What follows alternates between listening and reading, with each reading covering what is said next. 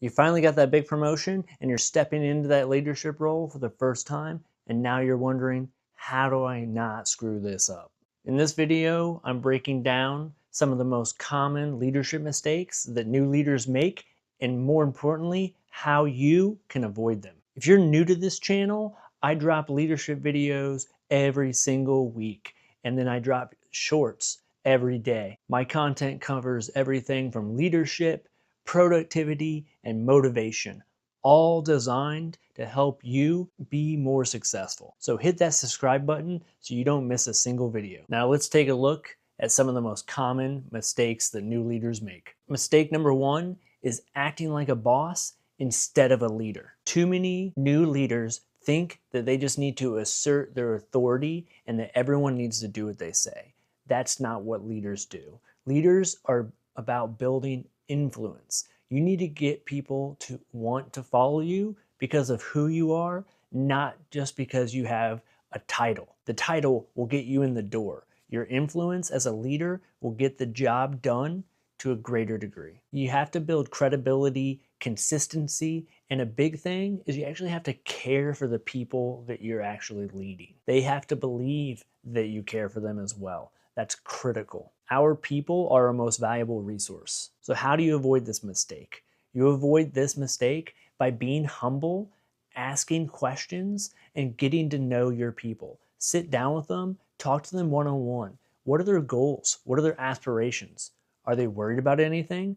Ask these questions. That'll help you get that buy-in that you need as a leader. This goes directly into mistake number two. Mistake number two is not having that one-to-one time with your team. New leaders often get lost in the results and the management of things, and they forget about the people. You need to sit down with each one of them and really get to know them. Your team will buy in if they feel seen, understood, and cared for. Make it a habit of routinely sitting down with your team and doing checkpoints and seeing how they are. A big way to do this, get out of your office or get out of your cubicle, walk around and talk to people. No agendas, just get out there and see how they're doing. See what you can do to help them. New leaders can avoid this mistake by prioritizing relationships with your people over the management of the products or what you're there to do. Get to know your team as a top priority in week one. If you want to know more things of what you should do as a new leader in week one, I made an entire video about it. Check that out. Mistake number three is thinking that you need to know everything as a leader.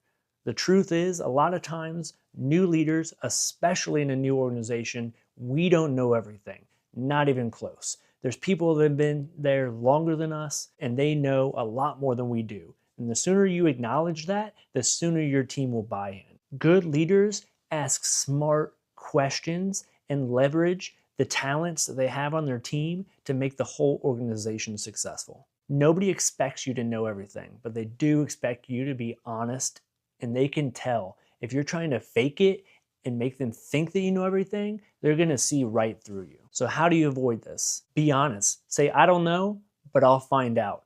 And guess what? You have to follow up. If you tell somebody that you're gonna find out for them, follow up with that person. Another good way is celebrating your team's expertise. Recognize somebody, put them in charge of a task or a project if they have the expertise in that section.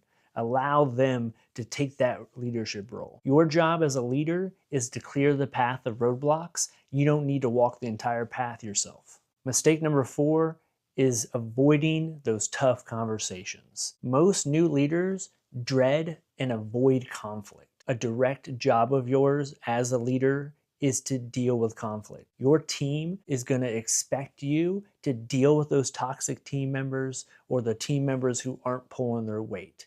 That's what you get paid for, and that's part of your job. So get comfortable having those conversations. If you don't have those conversations, you're gonna build resentment in your team, it's gonna kill morale, and guess what? Your team performance is gonna fall drastically. So the sooner you can have those head-on conversations that you're dreading, the better. How can you avoid this? Give feedback early, often, and directly.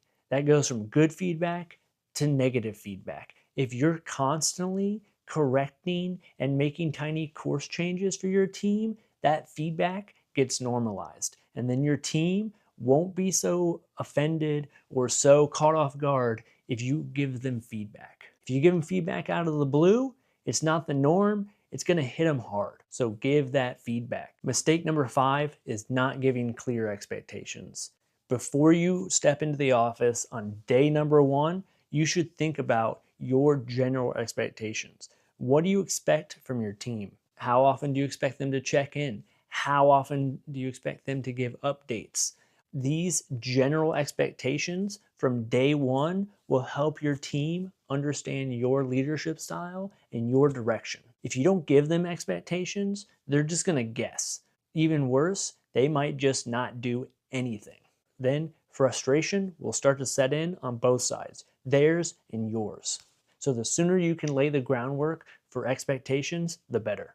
Don't make heavy-handed assumptions that your team knows what's going on up in your head, or they know what you're thinking, or they'll know what to do. Those are all classic leadership fallacies. You can avoid this mistake by, again, giving those clear expectations, your clear goals, your clear timelines on a routine basis. Set the standard or your snapshot day 1, and then course correct / make expectation. Every time I hand out a project, I try to clearly articulate my expectations. Doing this will help your team have a smooth runway to take off and excel. And here's my last bonus tip. Being reactive vice proactive. As a leader, you have to see what's coming. You have to have that long-term vision looking out a month, a quarter, even sometimes as far as a year, and then making sure that your team is prepared. If you're constantly reacting, you are going to put your team on high alert,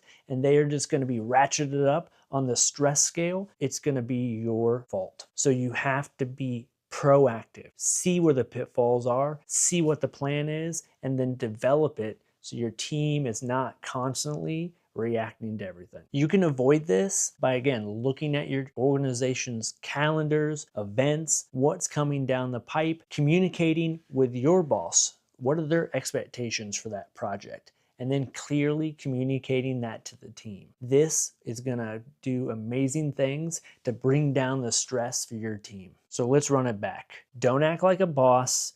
Build that influence. Spend time getting to know your people. You don't need to know everything. Don't shy away from feedback. Set clear expectations and be proactive, not reactive. Those are all the ways that you can avoid these mistakes. Which of these mistakes have you seen in your organization? Drop them in the comments. If you're a new leader or even somebody who's looking to increase their leadership capability, check out my other videos, subscribe to my channel so you never miss one. I drop them every single week, and I drop those leadership shorts every day. Lastly, share this with somebody who needs to be told about these mistakes so they don't make them. Let's get better together. Thanks for watching.